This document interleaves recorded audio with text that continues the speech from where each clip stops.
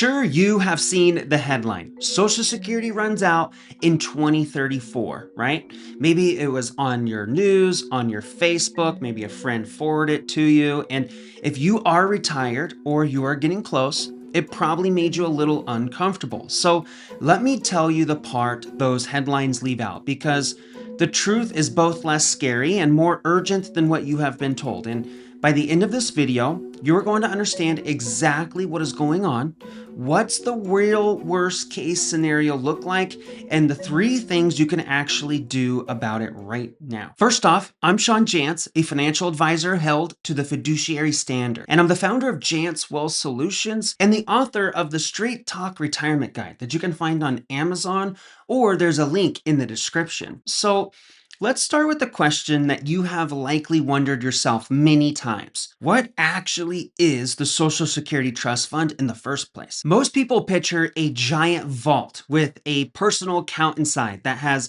their name on it with shiny gold plating. And that is not how it works, not even close. Here's some context for you. For decades, Social Security collected more in payroll taxes than it paid out. Many years ago, there were a lot of working baby boomers and not as many retirees. So the program ran a surplus. But that surplus did not sit in a vault. It was loaned to the US Treasury in exchange for special government bonds that earn interest. The same kind of bonds considered among the safest investments in the entire world. So the trust fund is really a savings cushion made of government IOUs. That's as good as money, sir. Those are IOUs. It is the backup the program leans on when the taxes coming in each year are not quite enough to cover the benefits going out. That cushion peaked at about $2.9 trillion back in 2021. Hold on to that because here's where it gets interesting. The math that built that surplus has flipped. Today, there are more retirees collecting and fewer workers paying in for each one. Lower birth rates and slightly reduced immigration are shrinking that ratio even further down the road.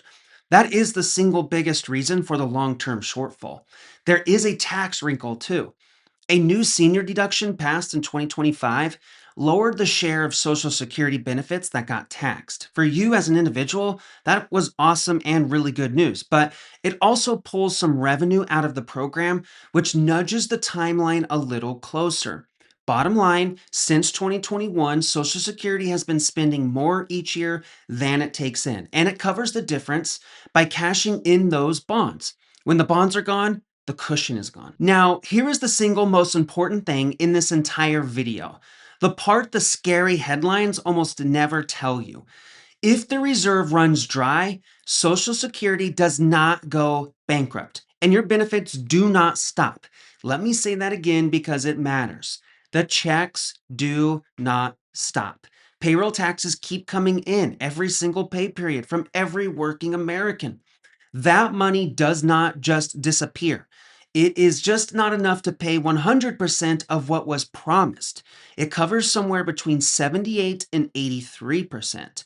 So then why would there be a cut at all if money is still coming in, you might ask, right? And that is the part that surprises people. Basically, it is a legal wall, not an empty bank account. Current law says Social Security cannot pay out more than it collects once the reserve is gone. It is not allowed to borrow to fill the gap.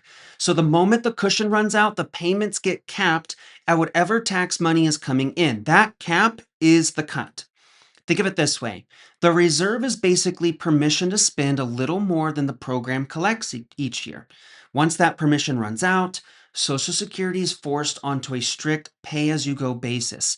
It can only send out what it takes in. The cash is still there. The law just won't let it stretch. Okay, let's talk about the year 2034 because there is a major detail most people miss. Social Security is actually 2 separate funds.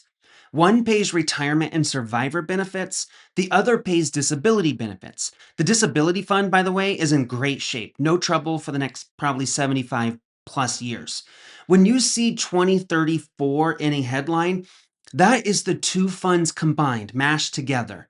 And here's the detail to be aware of. The 2 funds are legally separate. The program cannot just move money from the Healthy Disability Fund into the retirement fund unless Congress passes a law to allow it. So that 2034 number already assumes one act of Congress that has not happened yet. Looking at the retirement fund on its own under the law as it stands today, the reserve depletion date is actually earlier, late 2032. After that, only about 78% of benefits would be payable. That is roughly a 22% cut. And it is 2 years sooner than the headline you have been hearing. So for a retiree, late 2032 is the honest number to plan around, not 2034. And the number to remember is this: without a fix, your benefit could drop by about a fifth. Let's talk about the worst case. If Congress does absolutely nothing, here's what it looks like. Number one, an automatic benefit cut of roughly 20 to 23% will kick in when the retirement reserve hits zero, somewhere between late 2032 and 2034. Number two, it is not a one-time haircut that stays put. It is an initial cut that slowly deepens over time as the gap widens. And three, and this is the one people you are getting wrong from what I see out there, is it would hit current retirees, not just future ones. The date is close enough that someone retired today would feel it if Congress stalled. This is not a problem for the next generation only. That is the worst case, and it is real, but it is not the likely case, and here's why. Congress has a track record of acting, usually at the very last minute, but nonetheless, they get it done. Back in 1983, the fund was just months from running dry, and Congress passed a bipartisan fix right at the edge. They raised the retirement age for younger workers, started taxing benefits for higher earners, and adjusted some timing. Messy and late, but it got done. And the incentive to do it again is enormous. An automatic 20% cut would land on tens of millions of the most reliable voters in the country. Neither party wants to own that. There are plenty of levers available, and the eventual fix is almost certainly a blend of a few. Raising or removing the cap on wages that get taxed, nudging the payroll tax rate up, trimming benefits a bit for higher earners while protecting lower ones, adjusting the cost of living formula or retirement age, usually phased in for younger workers. One important note: acting sooner is a lot cheaper than waiting. Every year Congress delays, the required fix is going to get bigger. Here is the honest framing I give my own clients. It is likely that today's retirees see little to no direct cut. The political pressure to act and the long habit of protecting current beneficiaries both point that way. When reforms happen, the deepest changes usually land on younger workers who have time to adjust. And here's the best news: you cannot control which lever Congress pulls or when, but you can control whether your retirement plan even depends on Social Security staying at 100%. That is where real planning earns its keep. Three things I typically help pre and current retirees focus on is: number one, building a guaranteed income floor. So your essential expenses are covered by income that you can count on month to month for the rest of your life. Then, a benefit cut touches your vacation budget, not your grocery budget. Two, diversify your taxes, not just your investments. Money spread across taxable, tax deferred, and tax free buckets gives you flexibility no matter how the rules change. And three, stress test your plan. Run it with Social Security at full benefits and again at 80%. If it holds up under both, you can stop losing sleep over the headlines and just keep scrolling whenever you see something fear-mongering you on Facebook. I'm not betting on a cut. I fully expect Congress to act.